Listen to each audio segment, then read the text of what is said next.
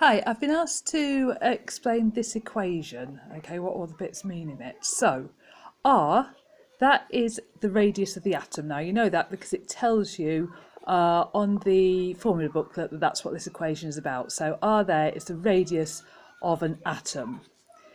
A is the nucleon number of the atom. Okay, so if we had, for instance, carbon, we normally have our our atomic number of 6, and the most common isotope's got 12 as its nucleon number. This means that it's got 6 protons and it's got 12 protons and neutrons. It's this 12 that's the nucleon number. So if we're doing carbon, the nucleon number would be 12. A to the third, well, that means the cube root of A, okay?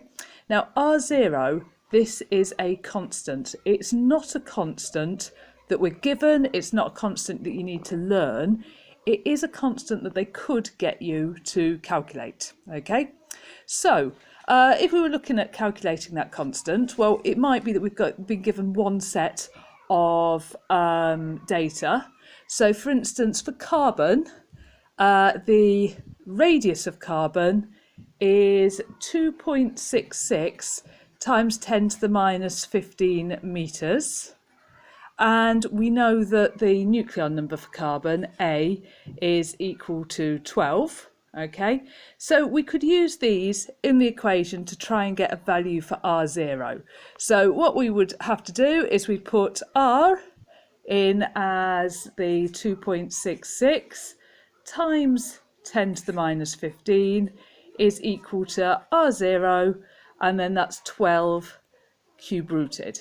Okay, so you can see that R0 would be equal to 2.66 times 10 to the minus 15 divided by the cube root of 12, which I've not done. I'll just put in the calculator. So 2.66 times 10 to the minus 15 divided by, got to find my cube root button, cube root of 12. That seems to be, unless I put it in wrong, 1.16 times 10 to the minus 15. Okay, so that would be a way of calculating what R0 is. If they gave you more data, it might be worth plotting a graph, and you could plot a graph of R against A to the third, the cube root of A, and that should give you a straight line.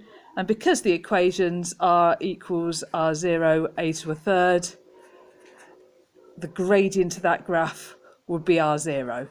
Just be careful, if they've given you the information, they might have A to a third there and R there, so you'd have to do 1 divided by the gradient. So just your normal rules, looking at y equals mx plus c.